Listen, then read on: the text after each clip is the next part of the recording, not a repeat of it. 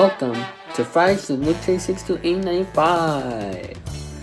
On this live stream show, we are going to be talking about our topics, playing video games, and many more. And now, here's your host, Luke Jeffers, Billy Mooney, Remix Plum, and Damon 2000.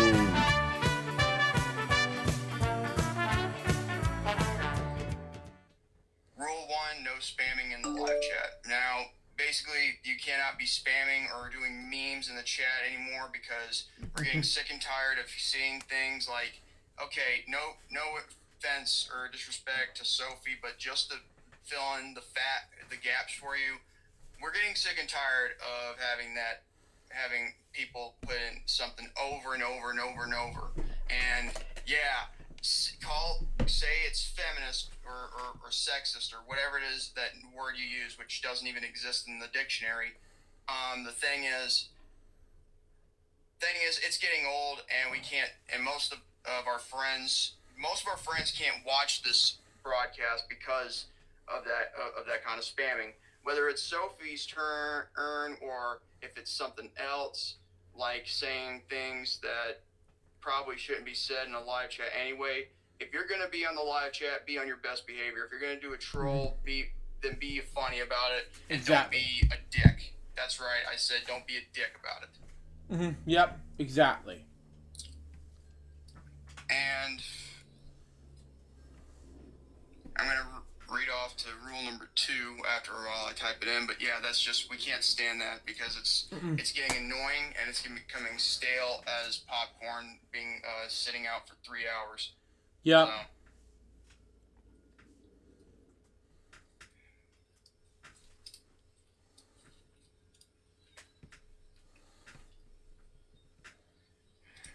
Alright. Rule number 2, no requesting to be on the stream. Basically what I'm saying is, every time you keep saying things like,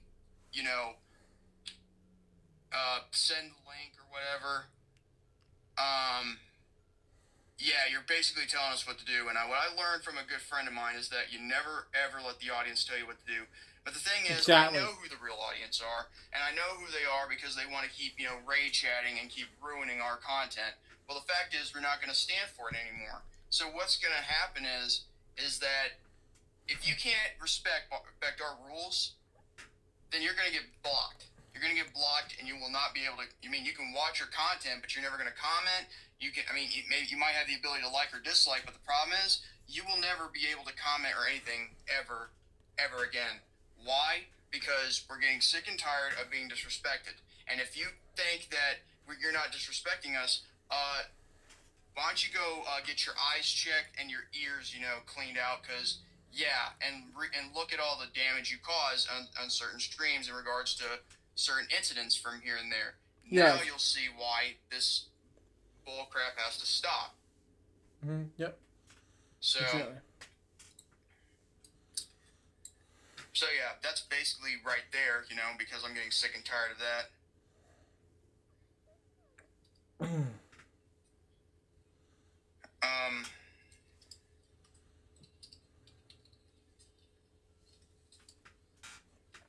Where are we here? Come on, Jordan. We gotta do something. Let's scroll up number 3. So yeah. And I'm not just speaking on my own behalf, I'm speaking on Brandon Martin's behalf. Yeah. And also, I think I'm also speaking on behalf of David as well, but he can fend for himself as well, but I'm just doing it out of respect. Hold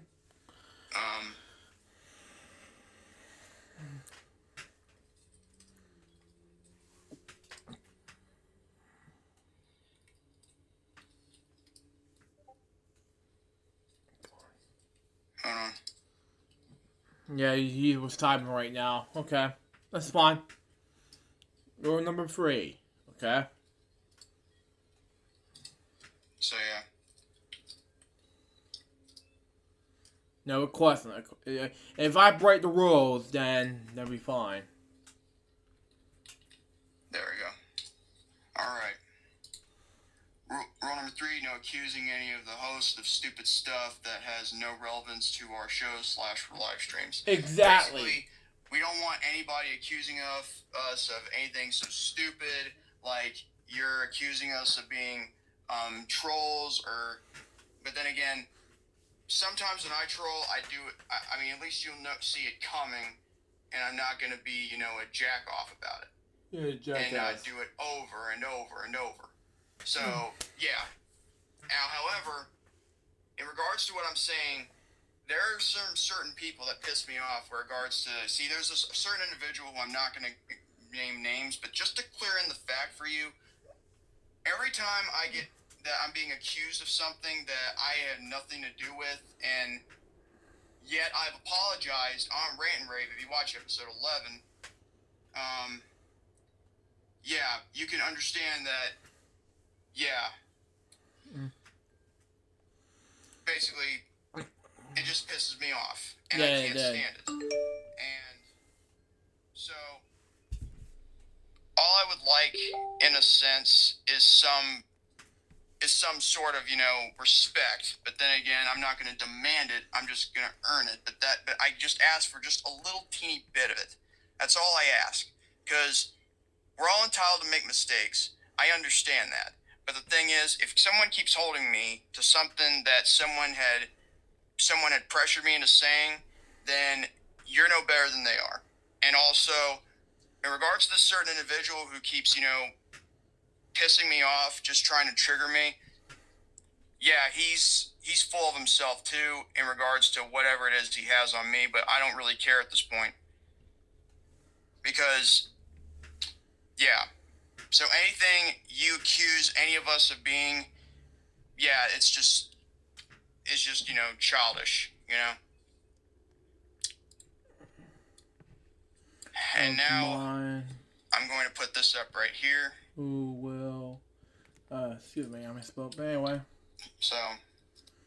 But anyway, I'm going to go ahead and type in a message to Billy real quick, and then we'll finish off watching Jordan's show, and video, and we'll begin our episode. Stay tuned. It's going to be a pre-show, because I am going to do this any moment now, because it's going to be a huge, huge pre-show. So stay tuned.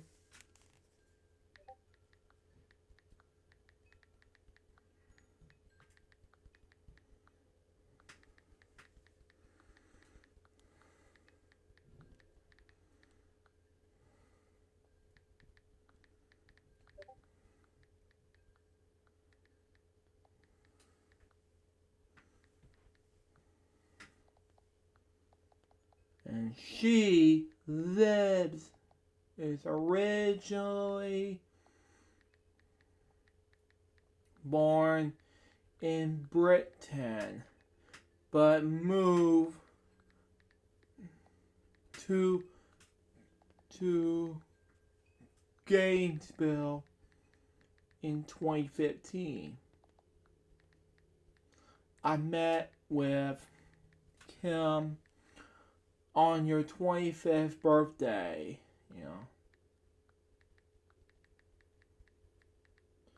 I told her next time, whenever she comes,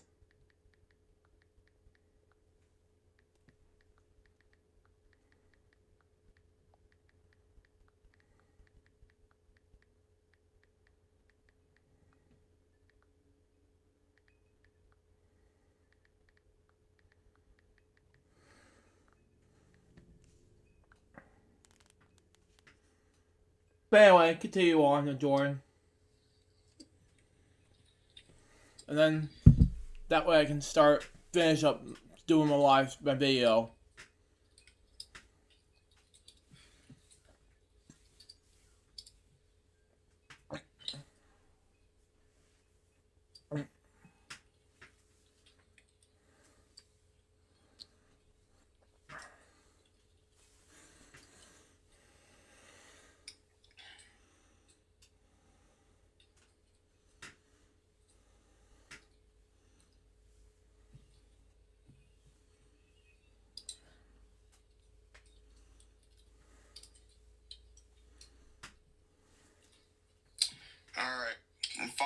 to show you all this, and in regards to if you do not follow any of the rules right now.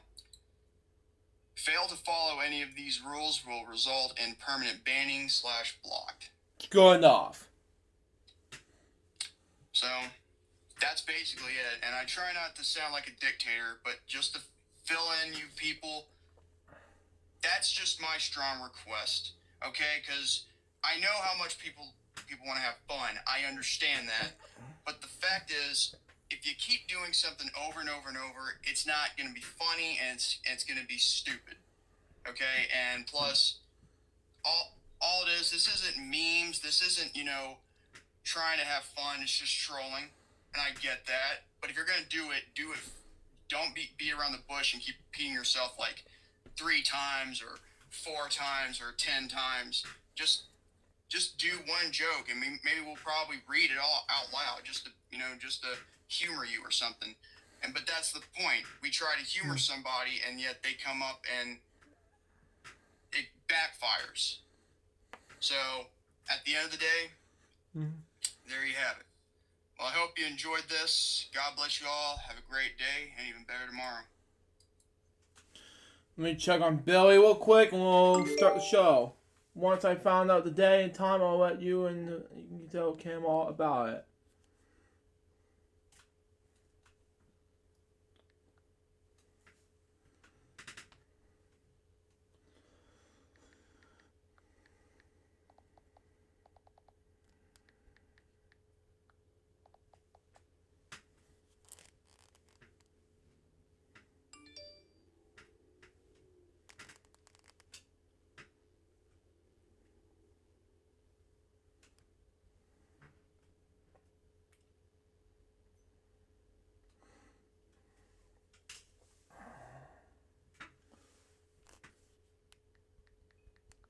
By me. In the meantime, I gotta do my Friday show now.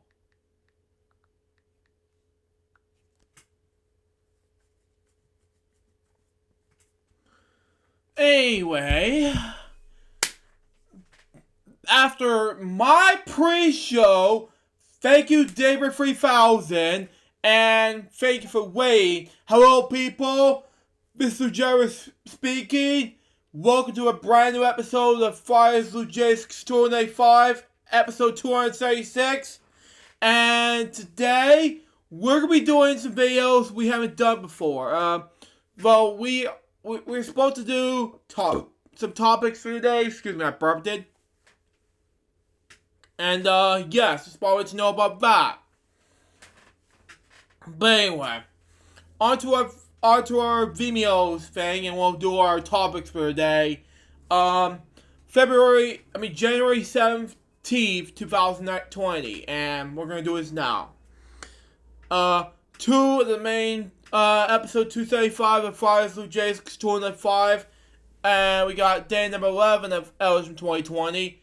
Then we got LukeJ625's Food Reviews, episode 130. And then we got 2 free episodes of Weekend Celebrations and LukeJ 2020, day number 12. Then we got LukeJ Choice Club's Weekend Celebrations, episodes 43 and 44. And then we got LukeJ 2020, day number 13.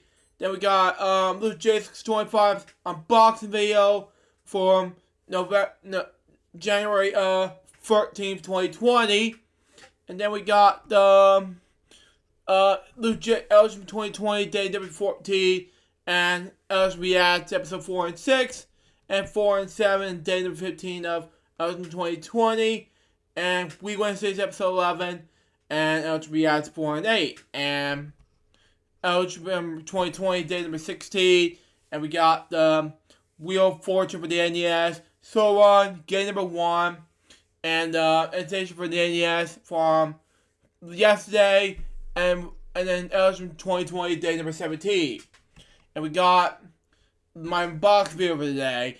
And that, of course, is and that Friday show count as 2,700 videos, 27 followers and 42 likes so far. Wow, it's a lot. But anyway, let's go ahead and do this now, and go ahead and do my first topic, and that is, of course, these 4 death reports. Now, my first death report topic will be about Neil Peart, who now recently passed away 10 days ago at the age of 67. Now, he would have been 68 this year, so at September 12th. So there you go. Long story short, he was a Canadian musician and writer, best known as a drummer and primary lyricist of the rock band Rush. Peart not received numerous awards for his musical performances, including an induction into a musical drummer Writers Hall of Fame in 1983, making him the youngest person ever so honored. Okay, his drumming was renowned for its technically fairly pronounce it, and his live performances was for their exactly natural and sobriety would pronounce it. Peart was born in Edmonton, Ontario, and grew up in Port. I can't pronounce this word. Housey, way to pronounce it. Now part of St. Catharines, way to pronounce it.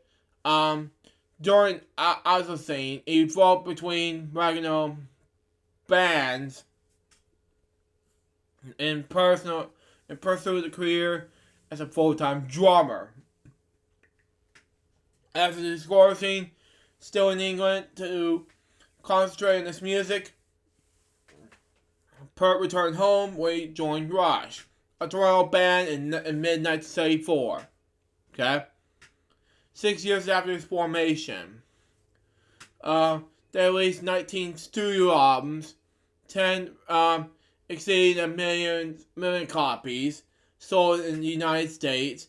Billboard ranks the band for the most contentious gold and platinum albums by a rock band. Early in his career, Peart's performance style was deeply rooted in his hard rock. He drew most of its inspiration from drummers such as Keith Moon, Ginger Baker, and John Bonham. Players who were in the front we pronounce it, with British hard rock scene.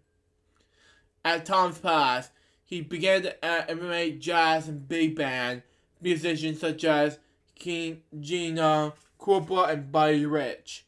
In 1994, Peart became a friend probably with jazz instructor Fred Gruber. It was during this time that Peart decided to revamp his playing style by incorporating jazz and swing components. In addition to serving as Rush primary lyrics, we pronounce it, Peart published several memoirs about his travels. His lyrics for Rush addresses the universal themes and deserves subjects including science fiction, fantasy, and philosophy when they pronounce it, as well as cellular humanitarian, we pronounce it, and libertarian themes. Peart wrote a total of 7 non-fiction books focused on his travels and personal stories. On December 7th, 2015, Peart announced his retirement from music in an interview with Drumhead magazine. For bandmate Jay Lee insinuated Peart with quote out of context and suggested Peart was simply taking a break. However, in January 2018, bandmate Alex Lifeson confirmed that Rush was retiring due to Peart's health issue. During this last year, Peart lived in Santa Monica, California, with his photographer wife, Carrie Nuttall, and daughter Olivia. After a 3-year illness, Pert died of fibromyalgia on January 7th, 2020, at age 67. Now, on to her early childhood. I will have to read the rest behind, so there you go. Pert was born on September 12, 1952, to Glenn and Bay Pert, and lived in his early years on his family farm in Harrisville, on the outskirts of Hamilton. The first child of 4. His brothers Danny and sisters Judy and Nancy were born after the family moved to St. Catharines, and when Pert was 2 years old. At the time, his father became part managers for Diesel Equipment, an international harvester farm machinery dealer. In 1956, the family moved to the Port Dalhouse area of the town. Pert attended Greyface School and later Layport Secondary School. Describe his childhood as happy, it says, his experience a warm family life. Very outgoing, he became interested in music and acquired a transfer radio. Which he would use and tune into pop music stations broadcasting from Toronto, Hamilton, Wentworth, Ontario, and Buffalo, New York. His first exposure to musical training came to form in piano lessons, which he later said in the Australian radio, a work in process, did not have much impact on him. He had an pinch art for drumming on various objects around the house with a pair of chopsticks.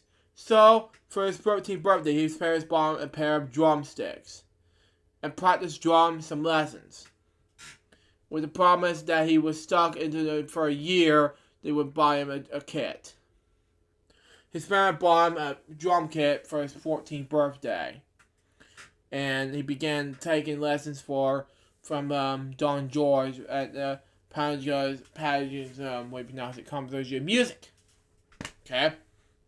Stage debut took place that year at the school's Christmas pageant in St. John's Anglican Church Hall in Port Dalhousie, way you pronounce it. His next appearance was at Lake Port High School with his first group, the Upper Triangle. The performance contained an original number titled LCSD Forever. At the shows, he would perform his first solo. Pert's got a job in Lakeside Park in Port Dalhousie on the shores of Lake Ontario, way you pronounce it, which later inspired a song with the same name on the Rush album, Carries on Steel. He worked on the bubble game and ball toss. But it's tendently to take it easy when business was slack, resulting in his termination by his late teens. Pert had played in local bands such as Mumbling Stomping, The Majority, and J.R. Flood. These bands practiced in basement recreation rooms and garage and played church halls, high schools, skate rinks in towns across southern Ontario, such as Mitchell, Seaforth, and Barnia. And they also played in northern Ontario city of Timmins. Tuesday nights was filled with jam sessions in the Niagara Century. We pronounce that. Career before joining Rush.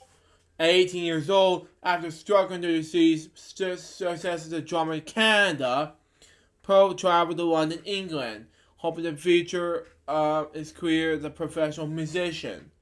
Despite playing in several bands, picking up in his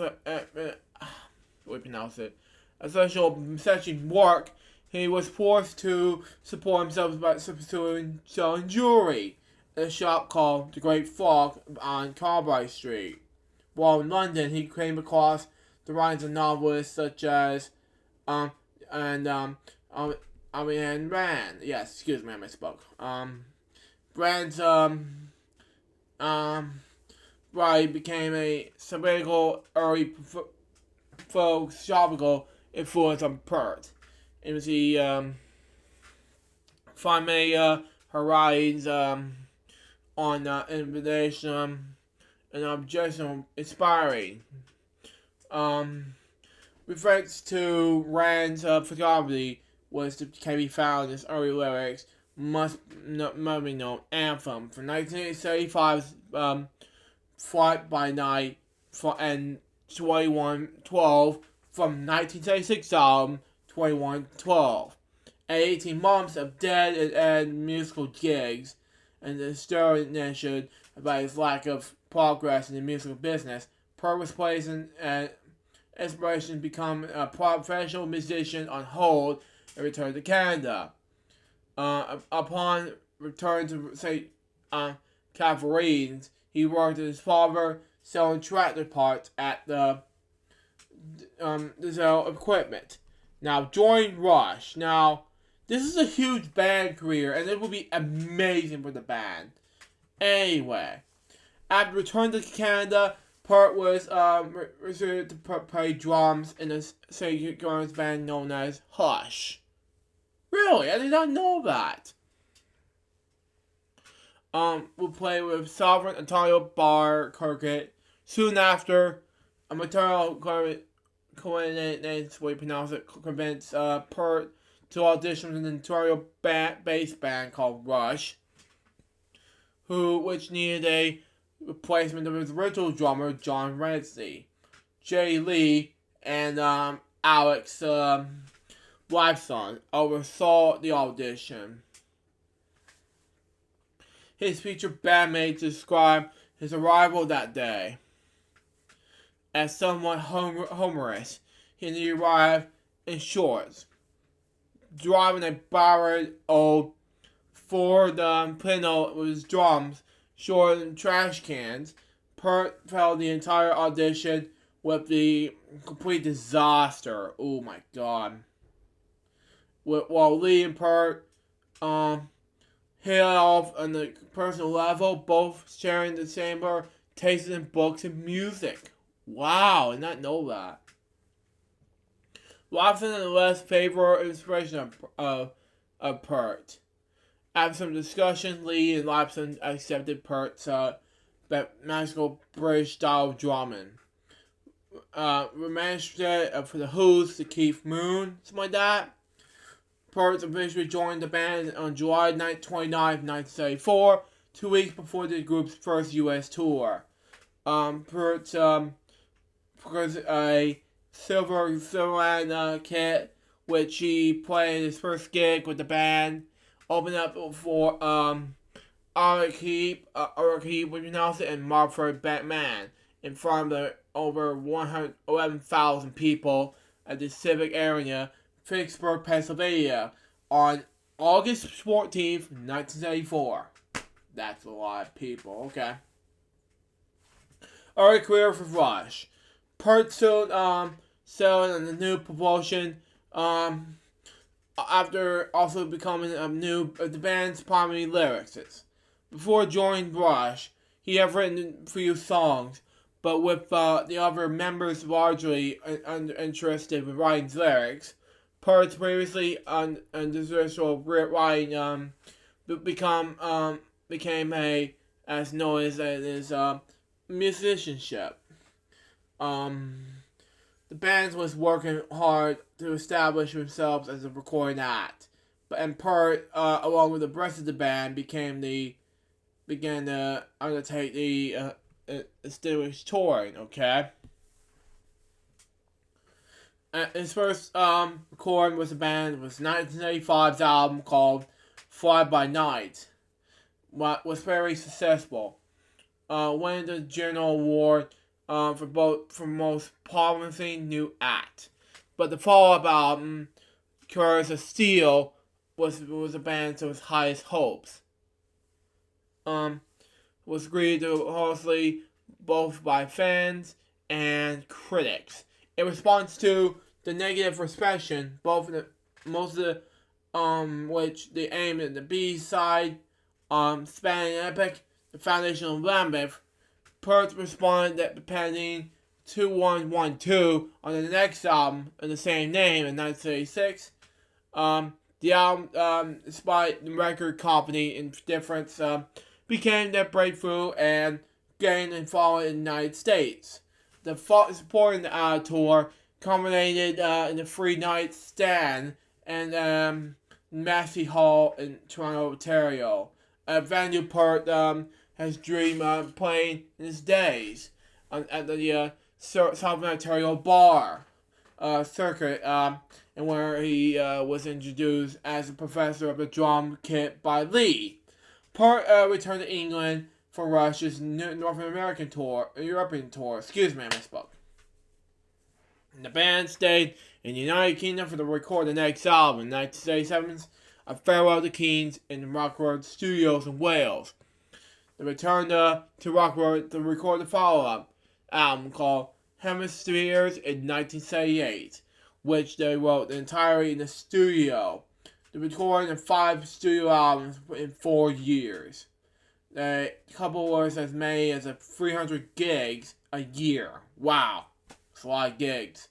Convinced the band to take a different approach thereafter. Perth has described his time in the band up in this point as a dark tunnel. Wow. Playing style and reinvention. In 1992, Perth was invited by Buddy Rich's daughter, Kathy Rich, to play a Buddy Rich Memorial Fellowship concert in New York City. Perth accepted and performed the first time with Buddy Rich Big Band. Wow. Perth remarked that he had little time to rehearse, and knowing that he was inspired to find the band play a different arrangement of the song than the one he had learned. Feeling that his performance left to be desired, Perth described to produce and play on the 2 Buddy Rich tribute albums titled Burn for Buddy, a tribute to music of Buddy Rich in 1994 and 1977 respectively, in order to regain his palm, something like that. While producing the first Buddy Rich tribute album, Perth was struck by the tremendous involvement in ex-Journey drummer Steve Smith's drumming, which is playing, by the way. And asked him in secret. Smith responded he had been studying his drum teacher, goes by the name of Frey Gruber. In early 2007, Perth and Kathy Rich again began discussing yet another Buddy tribute album, and the relegation of bassist Jeff Burr and Perth decided once again agreement the swing style growing drum lessons. This time under the tailgate of another power of Frey Gruber, Pierre Erskine, we pronounce it himself, and instructor of C. Smith. In October 2008, Perth once again performed at the Buddy Rich Memorial Concert at New York City's Hammerson's Ballroom. The concert has been released on DVD. Wow. Family tragedy and recovery. Okay. On August 10th, 1997, soon after the conclusion of Rush Tested Echo Tour, Perth's first daughter, and at the time his only child, Selena Tyler, 19, was killed in a single car accident on the Highway 401 near the town of Toronto, Ontario. That's sad. It's just sad. His common-law wife of 23 years, Jacqueline Taylor, submitted to cancer 10 months later on June 20th. Now, I was only 8, almost on there to be free when this happened. Seriously, 1998, Man. Pert's attracted to her death to the musical and the broken heart and call it a slow suicide of Abby. She doesn't care. Man. In his book, Ghostwriter Travels in His Healing Road, Pert writes and he told his bandmates at Selena's funeral, consider me retired. Pert took a long sabbatical to mourn and reflect, and traveled especially throughout North and Central America on motorcycle. Covering 88,000 kilograms, 55,000 miles. Wow. After his journey, Pert decided to return to the band. Pert wrote a book as a chronicle in this gradual and emotional journey. Okay. Pert was introduced to photographer Jerry Nuttrell in Los Angeles by longtime Rush photographer Andrew McNaughton. They married on September 9, 2000. I was only 5. Wow. In early 2001, Pert announced his bandmates that he was ready to return to record and perform him. The production of the band's return was the 2002 album Vapor Trials, and they started assuming the tour in support of the album. It was decided that among the band's members that Pert would not take part in the daily grind of the press interviews and meet and greet sessions upon their arrivals in New York City that typically monetized a touring band's daily schedule.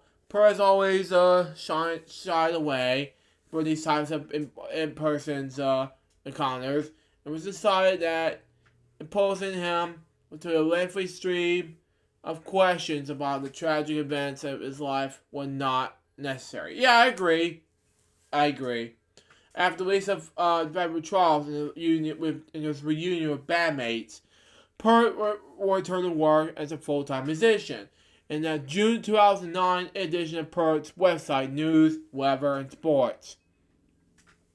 Under the title name, under the Marine Layer, he announced that he was expecting their first child.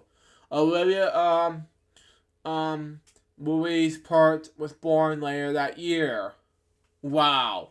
In the mid-2010s, Pert acquires U.S. citizenship. Retirement. Pert announced his retirement in an interview on December 2015.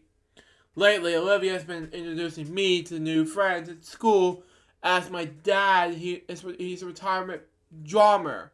True to say, funny to hear. It's not paying me to release that. Like all athletes, there comes at the time to take yourself out of the game. I would rather not set it to aside that face to the permanent described in their song "Losing It." Okay, that's gonna be a sad situation. But anyway, Pert is suffering from chronicles, tendencies, and shoulder problems. In January 2018, Alex Lipton confirmed that the Rush is basically done. Pert remains friends with his former bandmates. Wow. Pert died from glioblastoma, a gruesome form of brain cancer, on January 7th, 2020, in Santa Monica, California. He had been diagnosed 3.5 years earlier, and the illness was closely guarded secret in Pert's inner circle until his death. His family was made the announcement on January 10th from the official Rush website. And it was broken hearts, the deepest sadness that it must share the terrible news that on Tuesday, our friend, soul brother, and bandmate for over 45 years, Neil, has lost the ability to brave 3.5 years battle with brain cancer. Glioblastoma, which now said. We ask our friends, fans, media alike, and the destiny respect their families' needs of privacy, peace, and as these extremely painful for this difficult time. those wishings to express their condolences, then choose a cancer research group and or charity of choice and make the donation in Neil's name. Yeah, I agree.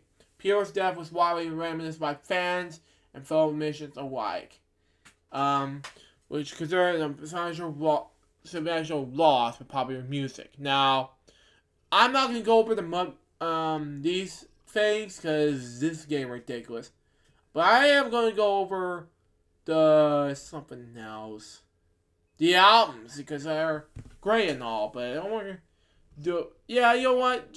We're gonna skip this, and yeah, that's gonna be the rest of the biography. So yeah.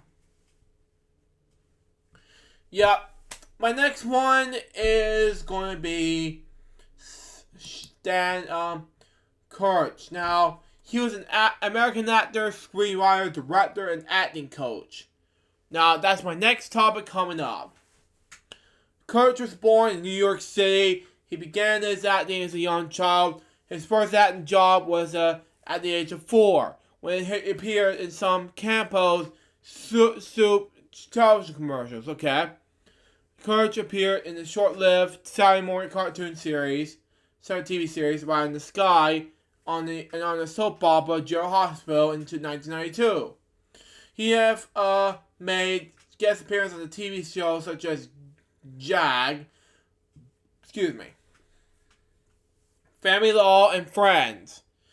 He most normally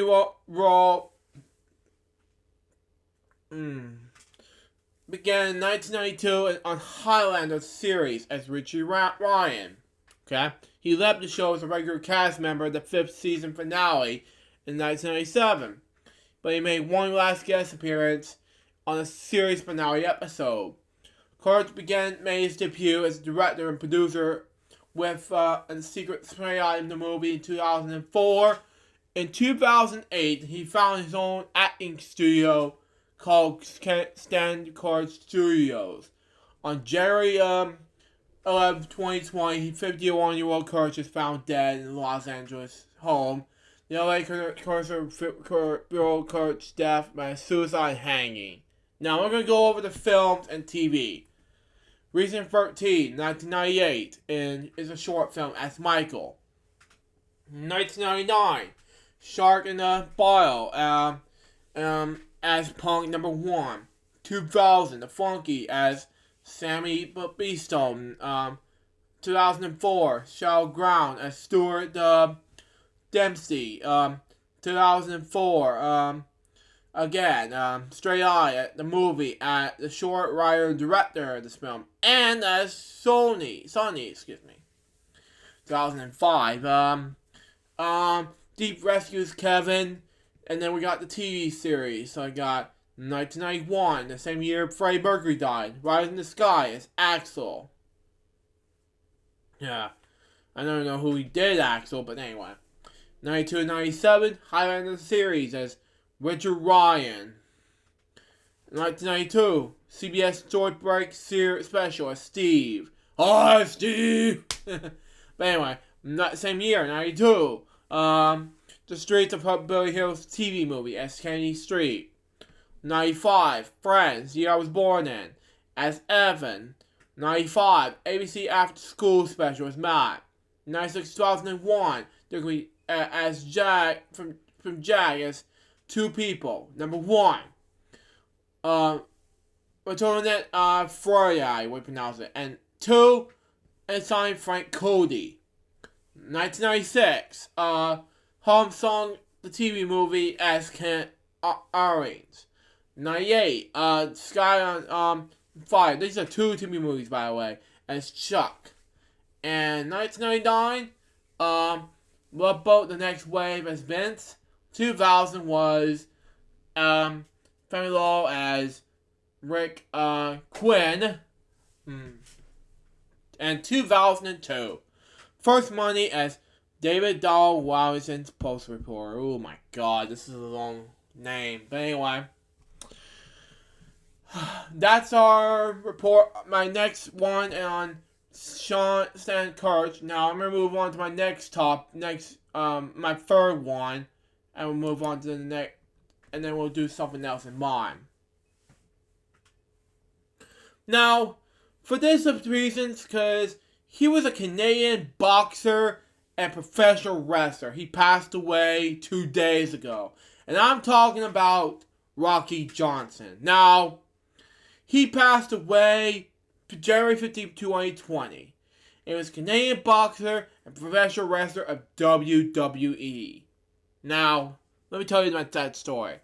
During his professional wrestling career, he became a national wrestling affiliate, NWA, that is, Georgia champion as a NWA, Southern Heavyweight Memphis champion, as well as win many other championships, along with his partner, Tony Ellis. Okay, this is cool enough. He was part of the first Backlash tag team to win the World Tag Team Championship in the WWF. Now, I do not know if it was WWE or WWF, but that stands for World Wrestling Federation. So that's just me.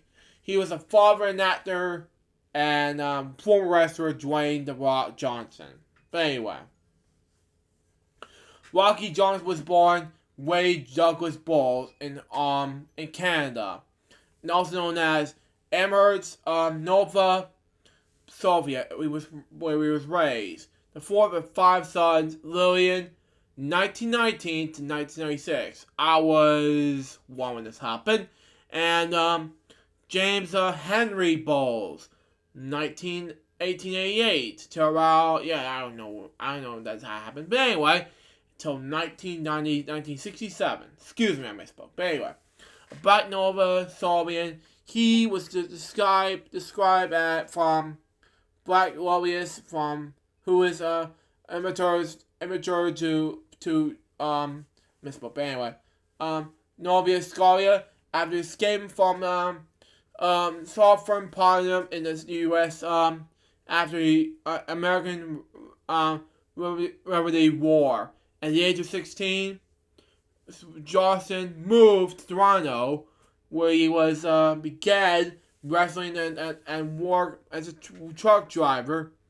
Eventually, he trained to be a boxer, and eventually spread the traits such as Muhammad Ali, the late one. I'm not sure where he is, but he passed away. I don't know. We'll see what happens. But anyway, and George Foreman. But anyway, Ali passed away. Never mind. But he was always fanatized by wrestling. I saw the Will Smith Ali. But anyway, next we got professional wrestling career. Now I'm gonna read this to you, and it's all WWE. I know he was in WWE. But anyway, NWA in 1964 to 1982. Johnson began his career as a professional wrestler in 1964 in Toronto, Ontario. Soon after his debut, he was legally changed his name to his Rocky Johnson moniker. In 1969, he wrestled to his Worldwide Wrestling Federation tag team with Earl Mandor, way to pronounce it, was pronounced as a San Francisco Cow Palace that Earl Manwin would not be able to wrestle that night because it was involved in the fatal car accident. Earl Manwin was never killed in the fatal car accident. He owned the gym in the Commerce City's Fox Hills area in the mid-1980s. Wow. He was a top counselor in the National Wrestling Alliance in the 1970s. Going off, receiving title matches against the then world champions Terry Funk and Harry Race. He was well suited for tag team wrestling. Okay, winning several economy tag team championships in the NWA. Okay. Johnson wrestled off and on in this Memphis provided. Well, can I say? Sorry, I got a drink after I'm done Friday show. But anyway, promotion. Often feuding with Jerry Lawler, wins Lawler's crown on one point. Okay. He also wrestled under the mask as Sweet Omni Diamond in the event in the mid Atlantic area. Atlantic area. Not what we pronounce it. But anyway, World Wrestling Entertainment, 1982 to 1985. In 1982, he feuded with Don Marento and George Valentine, we pronounce it, and Mike Sharp, Buddy Rose, and Arian Adonis, we pronounce it. He was then paired with Tony Atlas and the Tessa Tag Team. They defeated the Wild Samoans, Alpha and Sika for the Tag Team Championship on November 15th, 1983. They were the first black tag team to hold the tag title. Together, Johnson and Atlas were known as the Soul Patrol. After retiring in 1991, Johnson, along with Pete Patterson, trained his son Dwayne to wrestle. Okay. While he was initially resigned his son's an entry into the what he known to be an extremely difficult business, Johnson agreed to train him on the conclusion that he would go easy on him. Johnson was instrumental in getting Dwayne later dubbed as Rocky Maivia, way pronounce it. But both Rocky Johnson and Pierce Miner's ring names signed into the WWF development deal. Eventually, Johnson had as an on-camera presence at his son's matches, and jumped in the ring on his behalf after he was attacked by the Song and the Iron Strike, what you pronounce it, WrestleMania 13. Excuse me, I messed up. But anyway, not 33 because that's gonna be stupid of me. But anyway. Johnson was not seen on camera again after the Rocky Maivia character flopped. And soon Dwayne achieved crossover popularity as a cocky heel, The Rock. In early 2003, Johnson was hired as a trainer for the WWE development charity, Ohio Valley Wrestling, but let go in May. He may return to the ring and defeated Babel in the boxing match at Memphis Wrestling on November 29, 2003. On February 25th, 2008, one day after the first anniversary of the company, by the way, Johnson was announced as an inductee of the WWE Hall of Fame, along with his father-in-law, High Chief Pierre Malia. Both Johnson and his father-in-law were inducted into the Hall of Fame on March 29, 2008. Wow, by his son, The Rock. Okay. On December 20th, 2019, Johnson joined the board of directors in the International Pro Wrestling Hall of Fame. Okay. Now, personal life. Let me go ahead and scroll it down. Okay. Johnson recounts his autobiography, Soul Man, that he met his first wife, Ona Sparks, at a dance while he was trained to become a boxer. Okay. Una was from Curry Brook, Nova Scarlet, and the Davit's Georgia's Witness. They have two children, Curtis and Wanda, who he introduced in the 2008 Hall of Fame induction. While married to Una, he became romantically involved with Anna Maria, we pronounce it, daughter of wrestling legend High Chief Pierre Maivia, we pronounce it.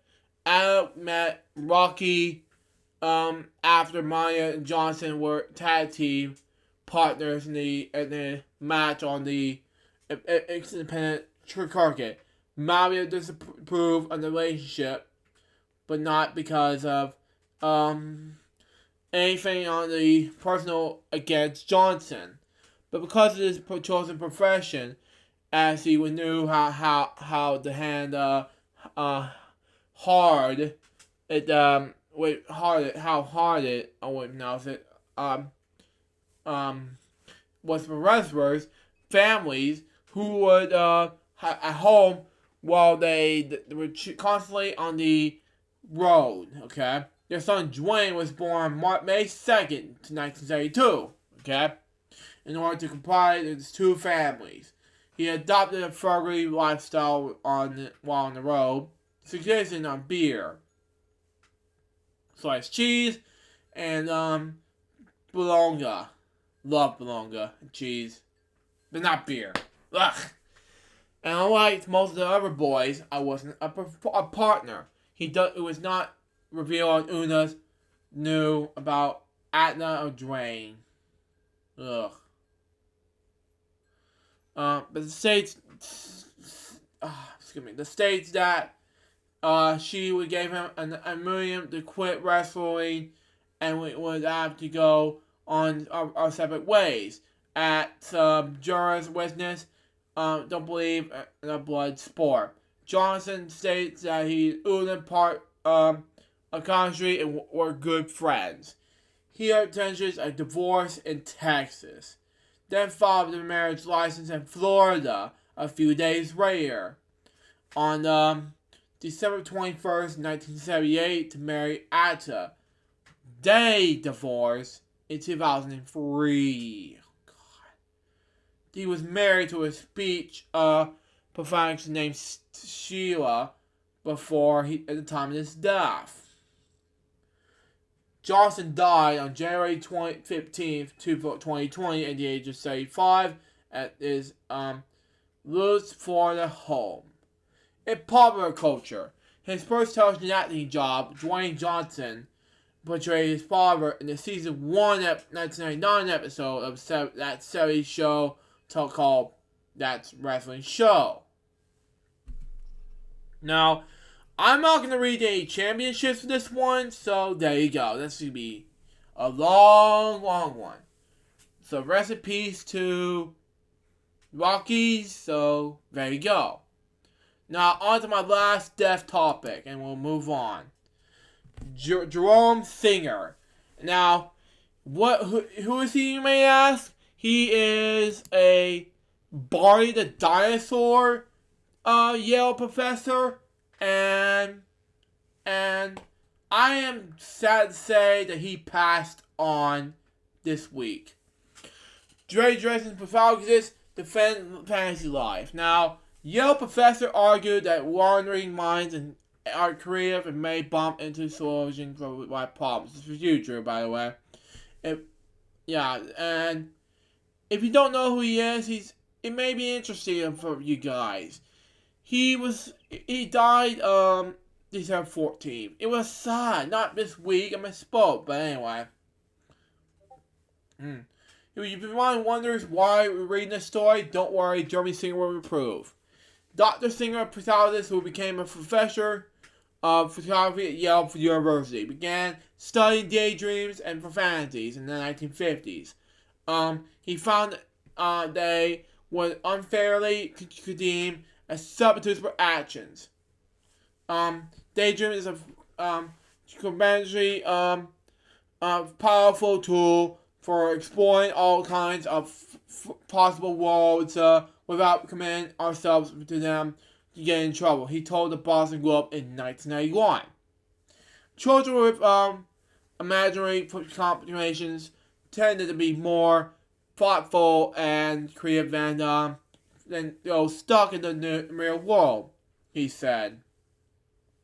Those caught the daydreaming in school might caught 75B bored because they have already mastered the day's lessons. As for fantasy, they weren't necessarily about sex.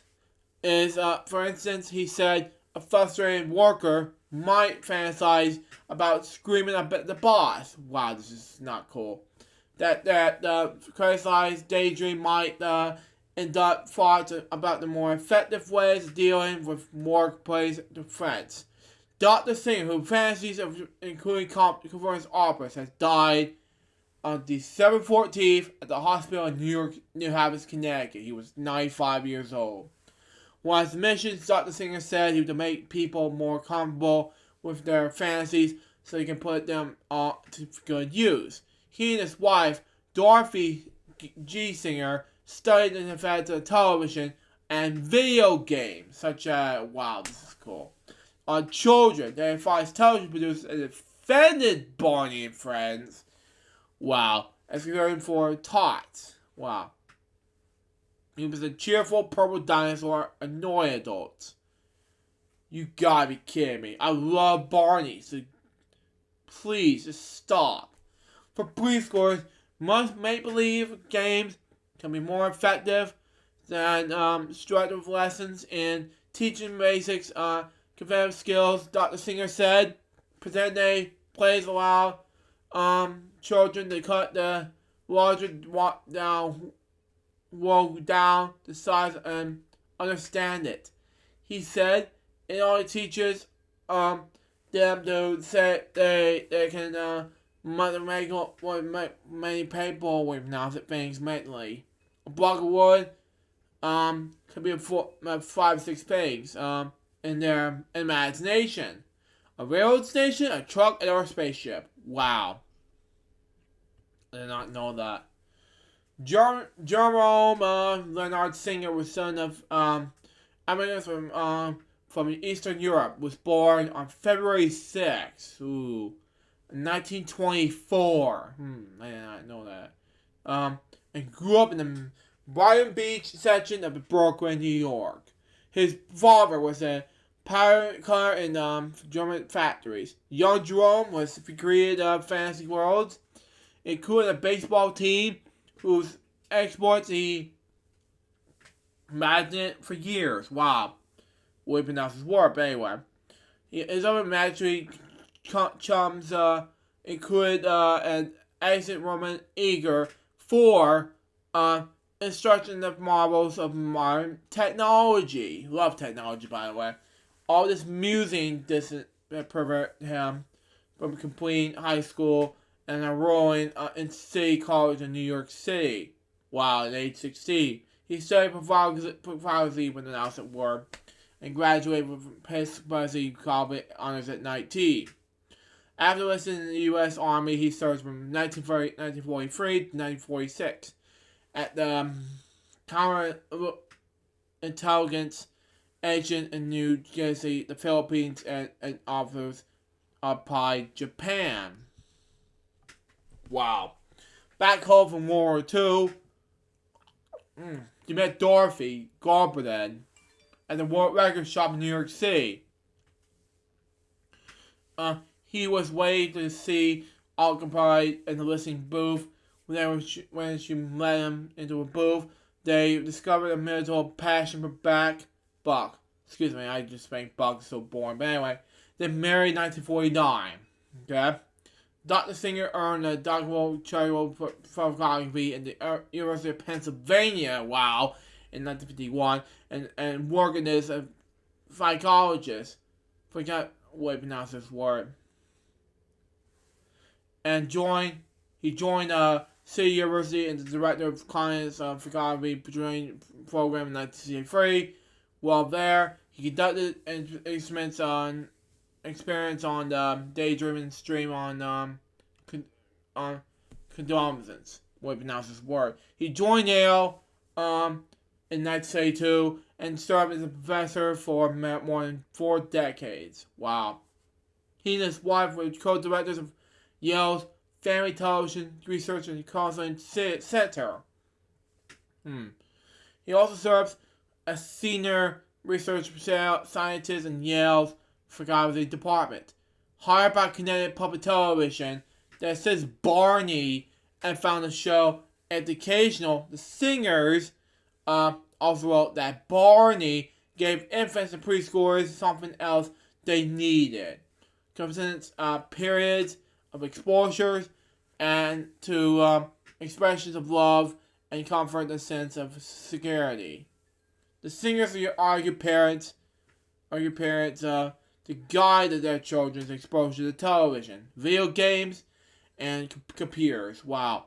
Limits on that exposure worked better, and they started in preschool years and developed into the understanding between parent and child, Jerome Singer said. A joint written in a 2005 book, Imagine Play in the Electronic Age. The Singers saw both risks and opportunities in the proliferation of online platforms, we pronounce it. Overexposure to aggression in games might now children's imaginative, we pronounce it, range, lead to bad behavior. But the artificial electronic world also might simulate the brain's combination for imagination they added. Dorothy Singer, who died in 2016, the worst year, devilish year of all life. Julie Singer is survived by 3 sons, 4 grandchildren, and a sister. And for decades, the Singers were regular at the Marvin Opera in New York City. Jefferson Singer is one of the couple's sons, and as an biology professor in Connecticut College, said he was believing his father. Strongly attended with characters.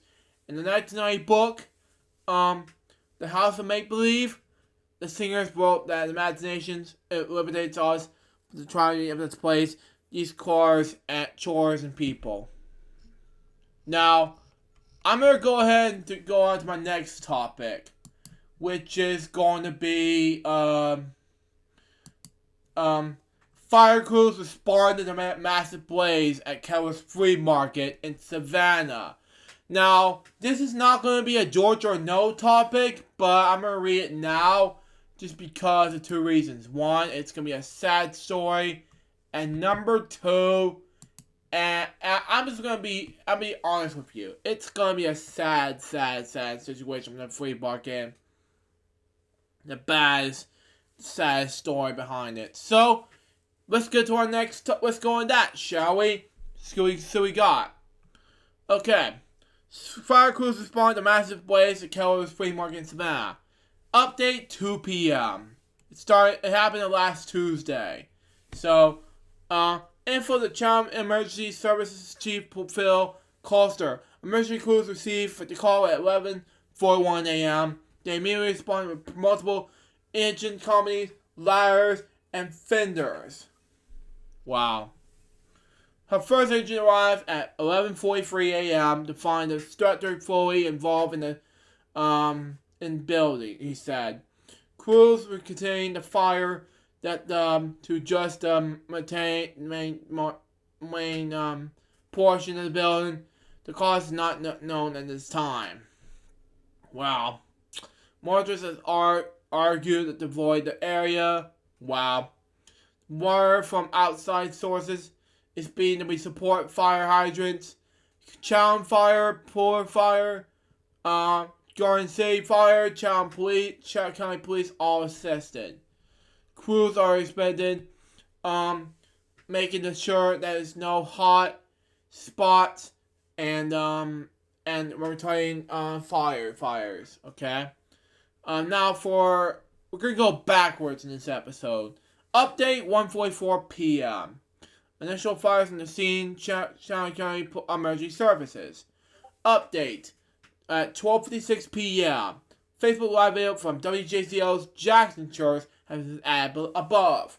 Click below to see the earlier footage from the scene. No thanks.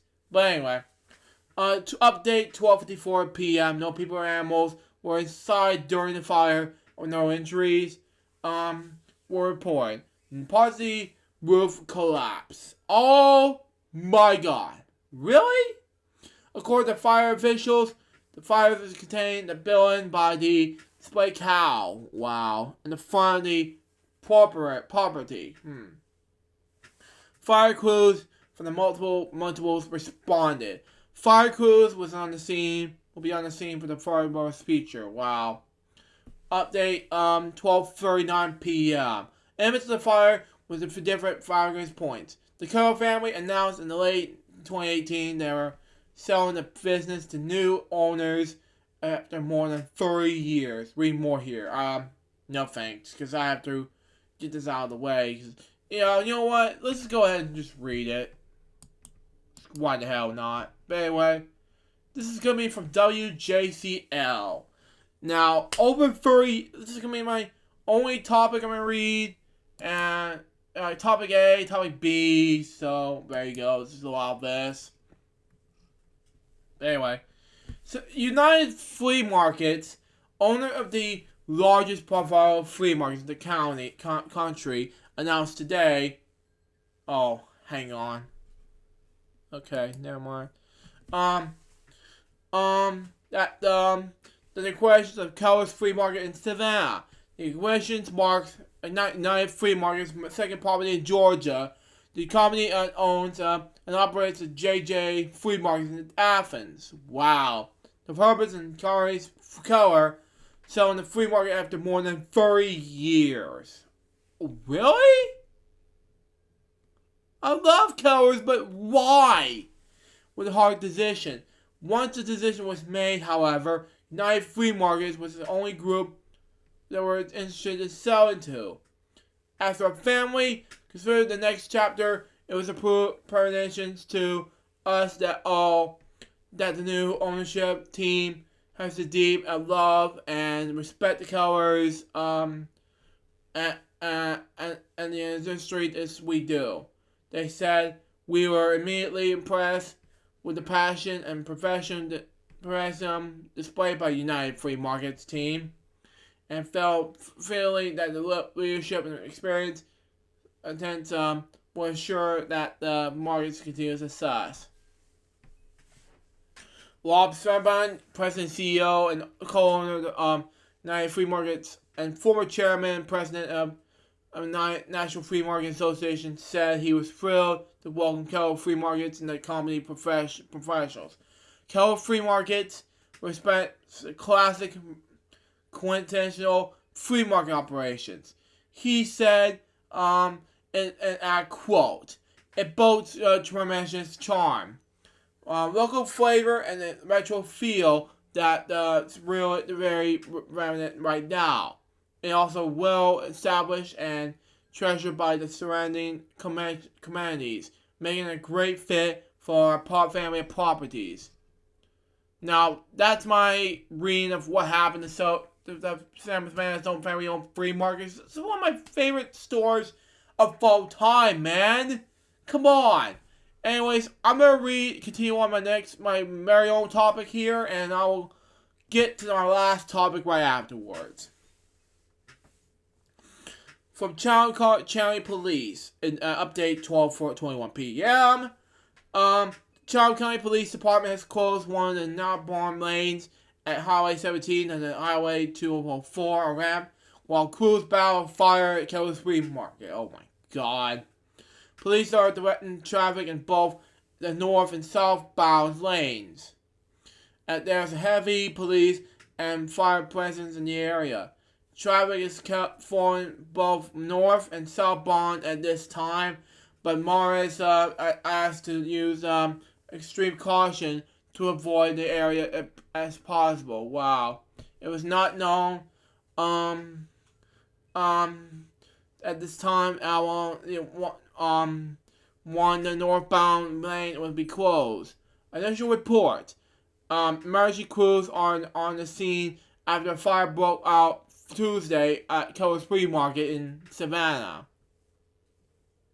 WJCL's a crew on the scene. WJCL's Frank Squalsky shared this image from the distance, which shows the area near the flea market. Oh god. Check out for updates from the following story. Now, this is a few topics that I have right now, and I gotta watch this full story. Watch this full story from WJ. You know what? Screw it. I'm not gonna read this, but from what I can tell, it's going to be a sad motion time for this week. So, if you watch this right now, I want you to be safe this weekend. But if you watch this now, the old man in the flea market, my friend, be safe. Whoever you are, I want to be buying stuff, but there you go on that. But anyway, my last topic is going to be on the Wiggles. Now, if you don't know what the Wiggles are, they came out in 1991 and by Greg, Jeff, not Greg, but anyway, I'm going to spoil it, but anyway. But Jeff, Anthony, Murray, and Philip, and another someone, which I won't say what it is. Now, Philip had been decided to let go after a few concerts. At one corner I just heard on Everybody Clap, Everybody Sing documentary, but, there's 4 Wiggles in 1992, but there you go. And the next album called Here's a Common Song, but, until they decide to feel like they're doing an album called, they have been doing Sam albums in 2006 to 2012. But then in 2012, someone came back until they decided to retire. 3 Wiggles decided to retire, bring it to Emma, Lucky, and Simon. So, the rest is history from 2015 to the present. Now, certain someone is decided that collapsed this week. And you know what I'm talking. I'm talking about Greg Page. Now, Greg is one of the Wiggles who is a yellow Wiggle. But, And it's sad, because he collapsed on stage. I will show you what I got from the Field Brothers in just a little bit. But for right now, we gotta read this topic in the moment. So, right now. So, there you go. Anyway, scroll down from here. Former Yellow Wiggle, a founding member of the Wiggles, George's entertainment crew has been taken to the hospital after collapsing at the end of a bushfire relief concert in Sydney. Oh my God, please help me. Former Yellow Wiggle Greg Page will perform in the Sydney reunion concert for an hour and a half. For the Wiggles bandmates Anthony, Murray, and Jeff can be seen falling to the ground as he walked off the stage on Friday night. Now, I'm in the Friday afternoon zone, but this is a Friday evening in Australia that we're talking about. Now, this is sad, and what I can hear is Greg is in the hospital right now, if we're going to see it right now. So, it's going to be a sad, emotional time. So, there you go. New South Wales ambulance said a man is in his 40s, was taken to Westman Hospital in a serious but stable condition. The incident occurred in front of a crowd of hundreds at Castle Hill RSL, with thousands more watching on live stream. Oh my God. After a brief moment of confession, Cook came back to announce that Page's condition. Jeff was not feeling real well. I think he's going to be okay. He's not feeling real well. Cook tells the live audience. He's going to be alright. We got some medical attention. An encore performance of Hot Potato was carried out without Page. Oh, man. This is sad. Greg Page performing on stage with the Castle Hill RSL with bushfire relief. And all of a sudden, he was in the hospital, man. The Goose Twitter account confirmed that Greg Page suffered a medical incident at the end of the show, man. Last night's, that I will talk about tonight. So, 18 Plus concert was a first of the 2 planned with the Winter Wiggles lined up with the original schedule for Saturday night, which is Saturday afternoon at my time. So, there you go. All proceed with the shows and live stream goes toward the right claws, appeals, and wires. Before walking off stage, Page fired out the audience, thank you for coming to support all these wonderful people who done all the great work for everyone. Now, the update goes like this on Twitter for the Wiggles. At the end of the show that evening, there was a medical incident off stage involving Greg Page. Medics were called immediately and was taken to the hospital where he received treatment. We will provide you more information and it comes to hand. Now, this is sad, emotional time, but this is a sad time for all of us. But anyway. Page reformed the Wiggles with Field, Cook, and Fat in 1991, but he retired due to illness in 2006 and was diagnosed with organ retention intolerance, which caused pain and blackout. But he returned from the role as the Yellow Wiggle in early 2012. Page, Cook, and Fat retired together later that year, paving that the way the current incarnations of the Wiggles, Field, Emma Watkins, Lachlan Gillespie, and Summit Price. Okay? Now, far right collapsed on stage. What happened here is just a sad, emotional time. And what I can tell is that the Wiggles and that Greg Page scene here, right over here, is collapsed right in this Wiggles thing. And it came out the following morning when I was at work. And it was an emotional time. So, for all you need to do is some spats from Greg. And I'm going to read you one last thing and we'll move on to these segments here. The Field brothers, seen here, said this. As it had been reported, our dear friend Greg Page suffered a cardiac arrest at the end of the Blackbush Rear performance and was taken to the hospital. It was pronounced it. It was now recovered in the hospital. We appreciate your kind message and concern.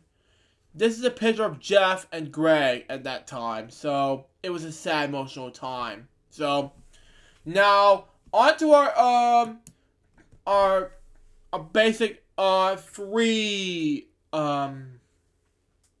actually not free, but yeah, you're gonna be free segments for today. Now, of course, we're gonna be doing what I did watch on Disney Plus today. I did watch just 2 episodes of Mighty Ducks. Mighty Ducks episode 13 and episode 14. So, there you go. Let's just spin the wheel right now for game segments. So, there you go that. L4GSTB flash control stuff. Let's go ahead and do this right now. And go ahead. Mighty cards, flash controls. I just think I saw this before. So, there you go. I think what I should do is that David is not going to be here with us. So, like I said before in the early episode. But David, if you're watching this, safe travels. And good luck on coming back. And things like that. But anyway, let's do my cards and these free games right now. See what we got, shall we? See what we got. Okay, go. And, oh. Got this. Open the card, it's a 2. Ooh. Higher. Ooh, not bad. Higher. Ooh! Change it to a 5. Ooh! Higher. Not bad.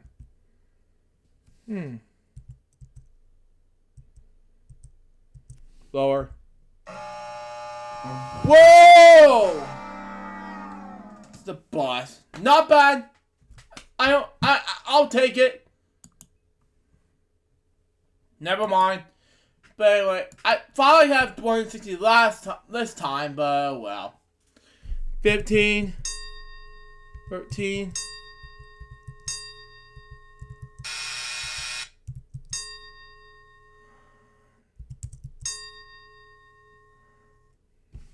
Lucky 7.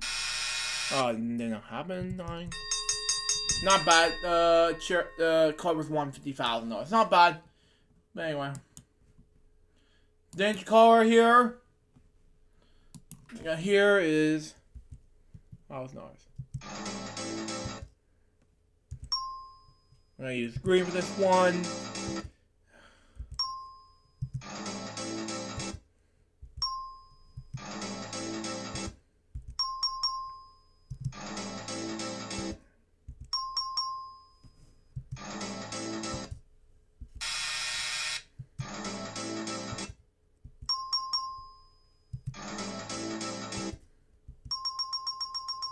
It's not bad.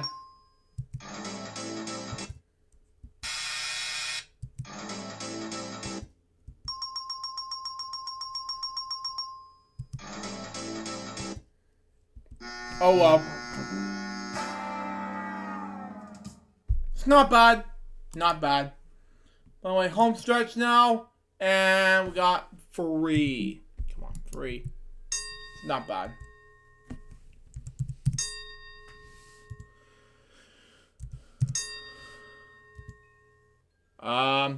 Seven. So 7. Oh. We're almost there.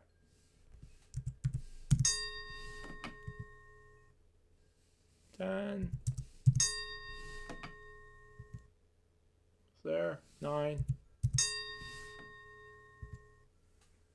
2. Almost there. 8.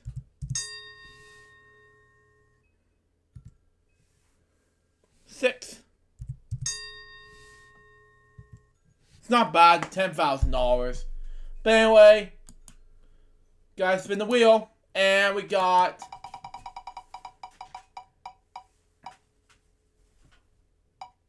coolmathgames.com stuff. And we're gonna do this now, and hope we can do tic-tac-toe, but I doubt it. So there you go. Let's see here. Before we actually begin tic-tac-toe, we gotta scroll down. Hang on.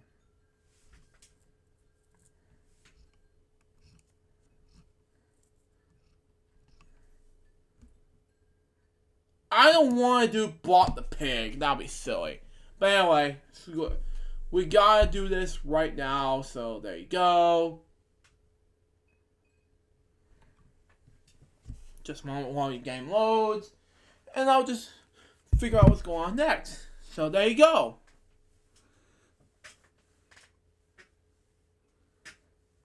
Come on, load! Jesus Christ, man. How many times did I say it? Load.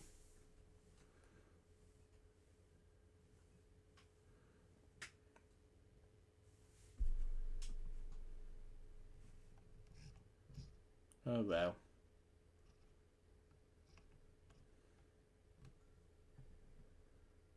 In the game. Okay, that's fine. Want to make sure. Play.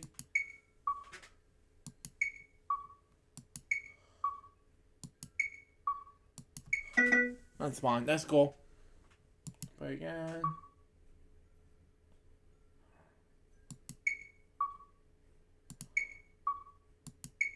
Yes!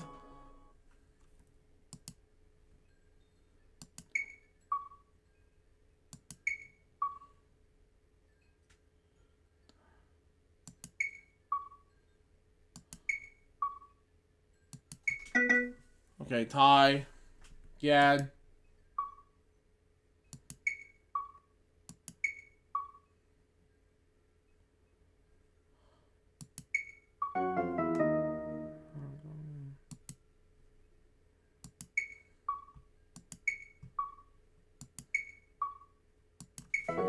Here we go. And we gotta spin this wheel for the next game.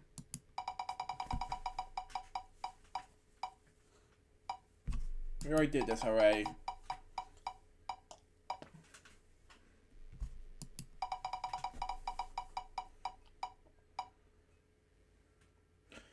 Do game stuff. I'm not gonna be able to do take your pick today, so we are gonna do drop the bomb and Let's Be 2 right now. So we did this on weekend celebration before. We haven't done drop the bomb in years now. We're gonna do this right now. So we got, shall we? So we got. Apply. It's 3-2 question for Bob. Oh my god. It is right. I don't know. What?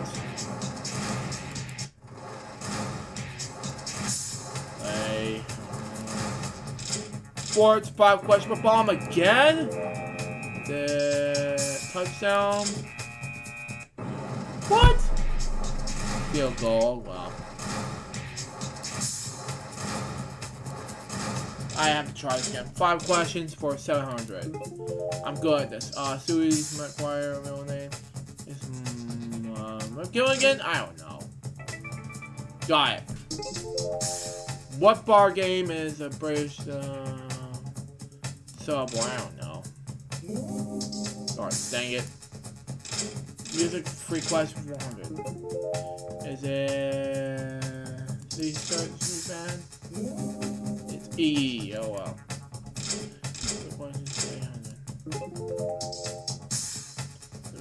I don't know. Bits, I don't know. Fuck! Okay, the $1,500 is not that bad. Well, at least we're gonna try, though. Lightspeed 2, and we're done. So, there you go.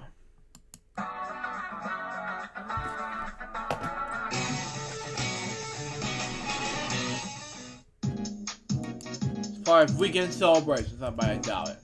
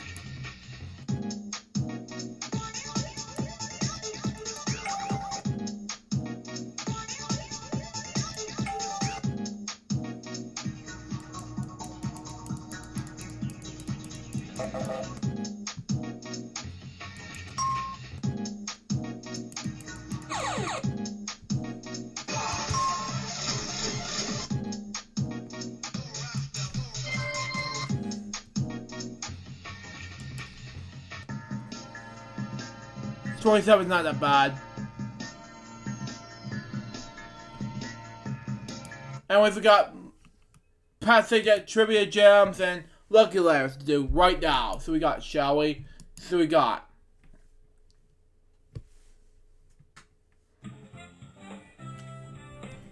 Oh man. Hi, I'm Pat Sajak. Welcome to Trivia Gems. Welcome to today's Trivia Gems game. The categories for today's game are food, movies, TV, television, sports, business, and general. Ooh, this is very interesting. Got the movies now.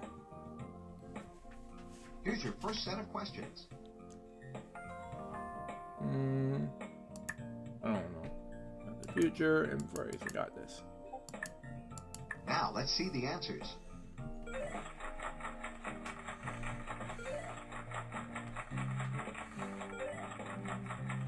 Congratulations, you won. Hooray! Got this. Here are the questions. I know what this is, Law and Order, and let me see. All right, let's take a look.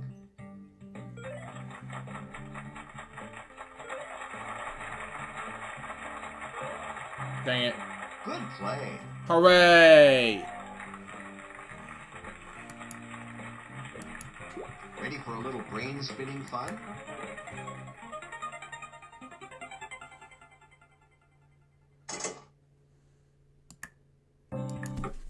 Yes! Congratulations! Well, there goes my company's Christmas party. Pat, come on! Seriously. Okay, get ready. Here they come. Yep. I don't know.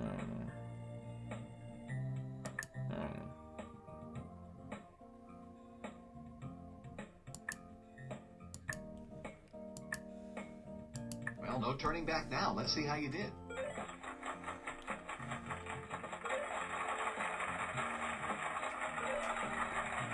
Hey, you're all in wager. Hooray! Got it.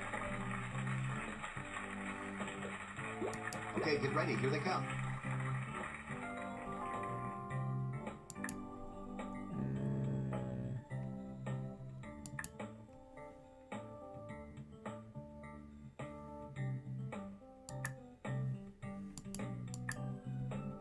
Here are the answers.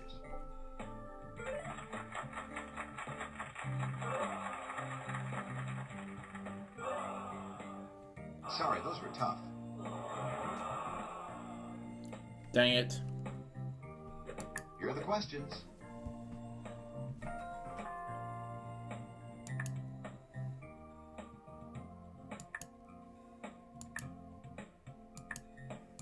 Okay, the moment of truth. Let's look at the answers. 2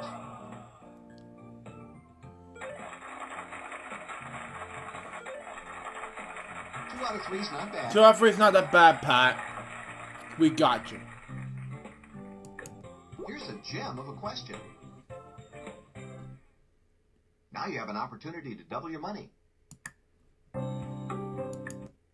Congratulations, that gem is yours. Hooray!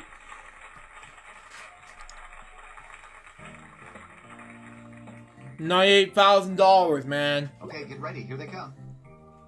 Thank you. 24, I know what this is. Randy. Cross your fingers. Here come the answers.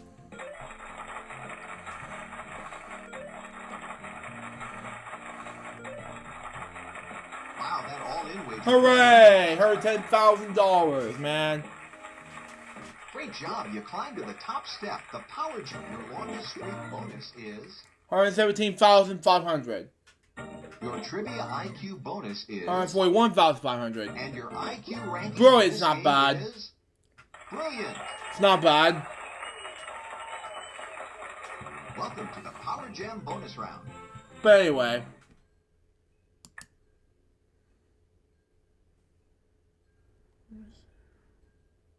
That one was difficult. 7. Dang it. Oh well. Oh well, that's not bad. 141,500 is not that bad. Great job. You're today's champion. Thank you, Pat. Thanks for playing our online game. For even more fun, I hope you'll try out the download version of Trivia Gems. The download version has lots more features, more gameplay choices, championship games, full screen display, exciting options, and free ice cream. Please click the download free trial button and give it a spin. Although I was only kidding about the ice cream. Pat, come on! Anyways, we got Lucky Letters, and we got the... Gotta get the notes done when we wrap up the show with a huge bang. Gotta turn on my TV, so there we go. Welcome to Lucky Letters. Welcome to today's Lucky Letters game. Shaping up is supposed to be for the day. But anyway. Yeah.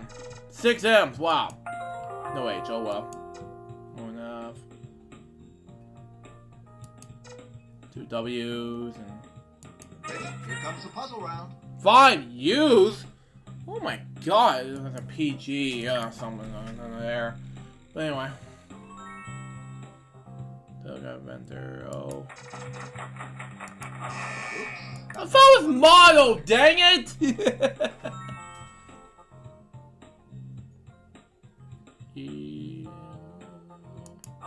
Nice try. Bad try, but nice try.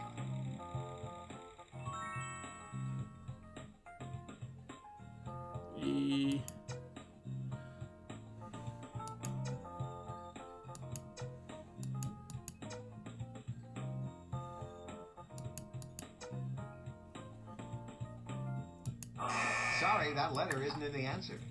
About.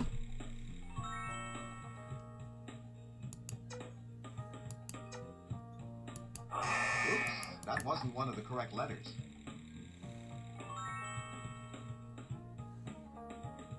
Nice try. Bad try, but nice try. Give it a nice try. Sorry, that letter isn't in the answer.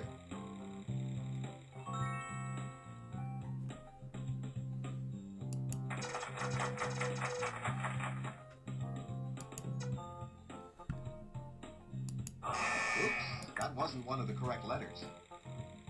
Here's a chance to double your money with a lucky chance. If you decide to wager, you'll have 30 seconds to answer. Being a little cautious. Nice try. Menlo! Dang it!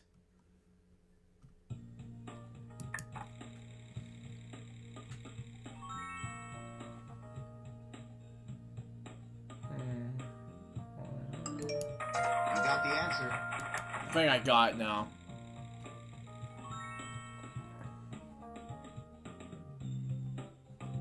Okay. Sorry, that letter isn't in the answer. Oh wow.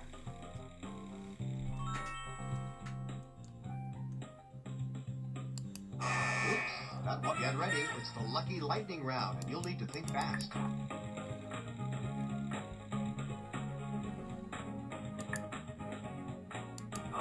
Nice try. Bad try, but nice try. Sorry, that letter isn't in the answer. Oops, that wasn't one of the correct letters. Nice try.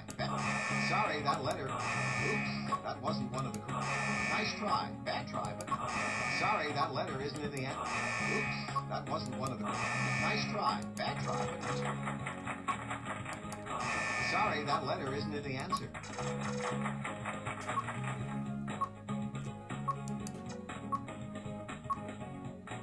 Hey, you're good. Oops, that wasn't one of the correct letters. Wow, good going. That's it. Nice job. Nice try. Bad try. Sorry, that letter isn't in the answer. Oops, that wasn't one of the correct letters.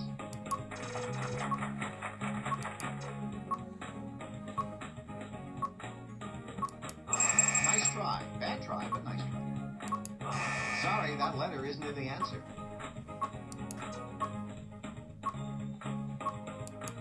Way to go. That's correct. You got the answer. Oops, that wasn't one of the correct letters. Nice try. Bad try, but nice try. Sorry, that letter isn't in the answer. Oops, that wasn't one of the correct letters. Hey, you're good.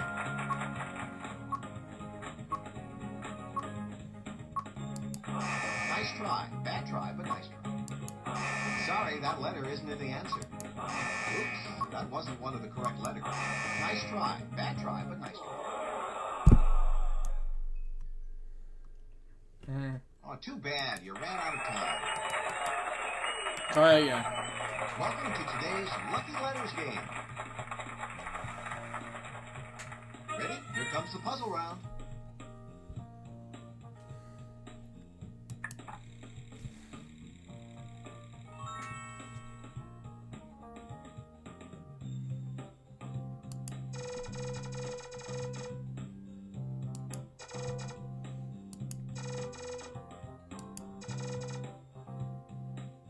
Ready? Here comes the puzzle round.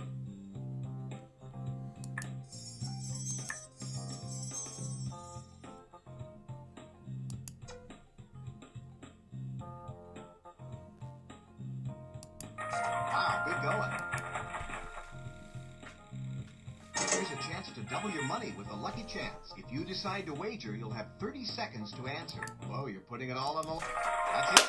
Yes! Got it!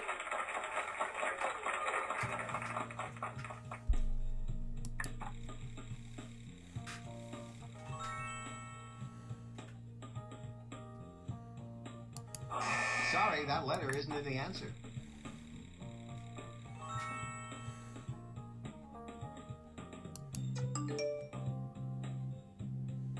Oops, that wasn't one of the correct letters. Nice try. Bad try, but nice try.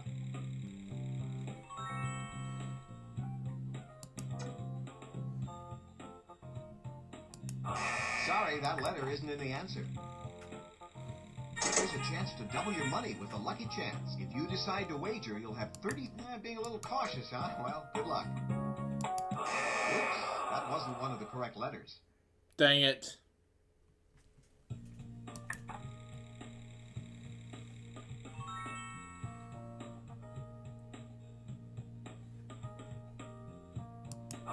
Nice try. Bad try, but nice try.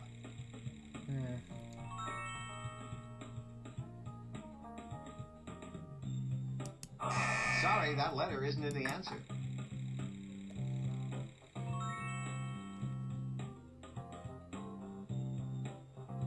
Oops, that wasn't one of the correct letters. Nice try. Bad try, but nice try.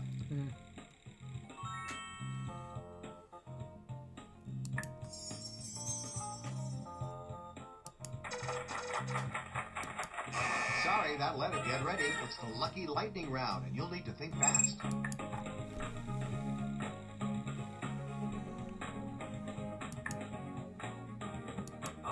Oops, that wasn't... Nice try. Bad try.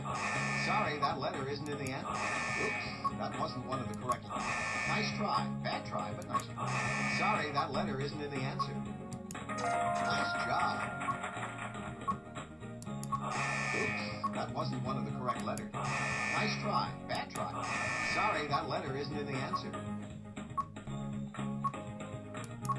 Oops, that wasn't one of the... Nice try. Bad try, but nice try.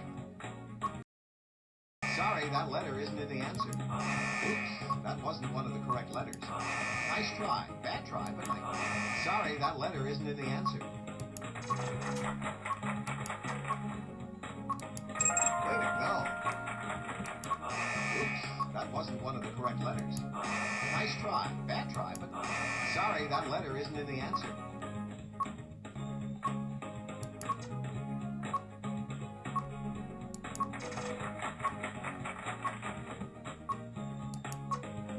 That's correct. Oops, that wasn't one of the correct letters. You got the answer. Hey, you're good. Nice try. Bad try, but nice try. Wow, good going. Sorry, that letter isn't in the answer. Oops, that wasn't one of the correct letters. Nice try. Bad try, but nice try. Sorry, that letter isn't in the answer. That's it. Oops, that wasn't one of the correct letters. Nice job. Nice try. Bad try, but nice try. Sorry, that letter isn't in the answer. Oops, that wasn't one of the correct letters. Oh, too bad. You ran out of time. Welcome to today's Lucky Letters game.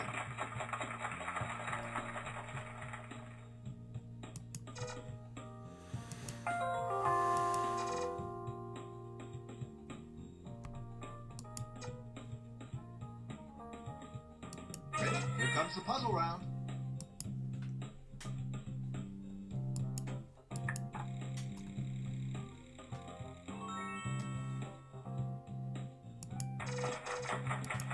Way to go.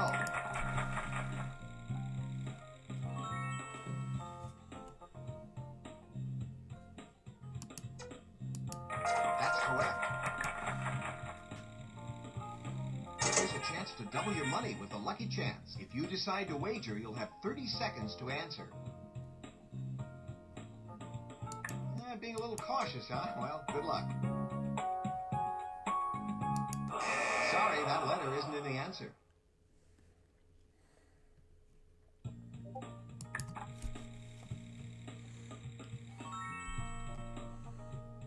Oops, that wasn't one of the correct letters.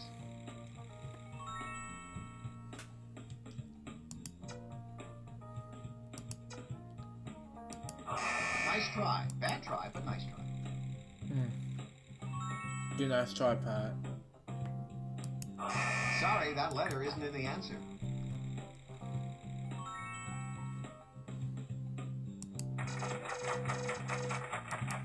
You got the answer.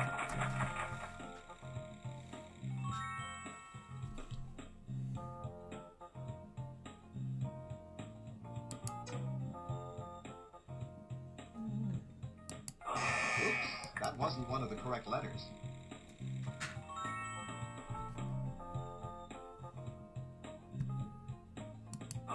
Nice try. Bad try, but nice try. Oh, man. Hey, you're good.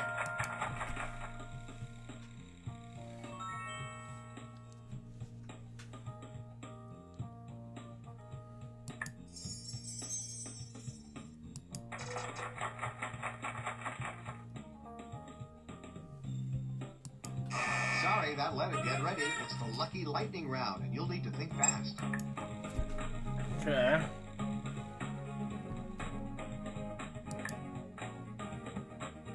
Oops, that wasn't one of the correct letters. Nice try. Bad try, but nice try. Sorry, that letter isn't in the answer. Oops, that wasn't one of the correct. Nice try. Bad try, but nice try.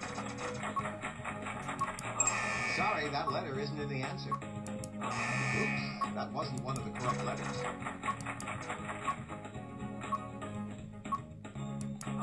Nice try. Bad try, but nice try.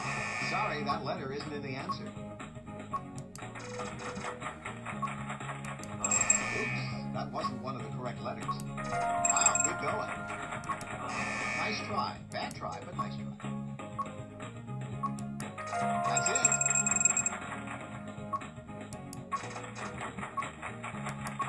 Sorry, that letter isn't in the answer.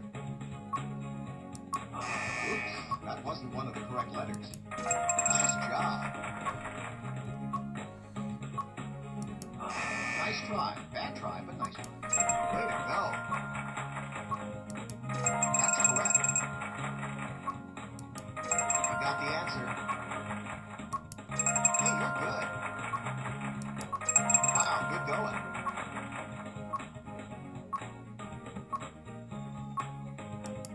That's it. Finally! Congratulations, you solved the puzzle. $35,548. Man. Oh, man. That was really, really, really, really awesome here. Now to my... After I'm done with this crap is over, I'm going to go ahead and read you one more of this, and we'll be done with Friday's LukeJ62895 episode number 236 is a huge bang. So let's do it now. First off, we got Weekend Celebration episode 45. Then Elton 2020, day number 618. The cruise off. Then we got the Elton Reacts episode 49410. And day number 19. Then we got a special funds video on my Vimeo account. Then January 19th, 2 episodes of Elton Reacts. And day number 20 of Elton 2020. And January 20th, which is Martin Luther King Day, we got Elton Reacts episode 413 and 414. And day number 21 of Elton 2020. And Elton Reacts episode 415 and 416. And that was just 2020, day number 22.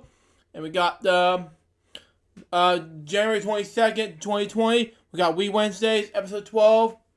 And Elton Reacts episode 417, 418, and eligible 2020 day number 23. And finally, January 23rd, 2020, eligible reacts episodes 419 and 420. And that was the 2020 day number 24. And we'll be back on next Friday for a brand new episode of Friday's LukeJ62895 episode number 237. But anyways, guys, the double episode of today's episode of Friday's LukeJ62895 today, January 17th, 2020. Hope you did enjoy it. Stay tuned for the next one, which is going to be a very special time together because, it's going to be a big, long story because I will be on vacation from March through around November 2020. So there you go with that. That's going to be the next episode. But until next time, this is Jerry saying goodbye. Peace out, baby. We get more episodes to guys very soon. Till then, Jefferson out. See ya.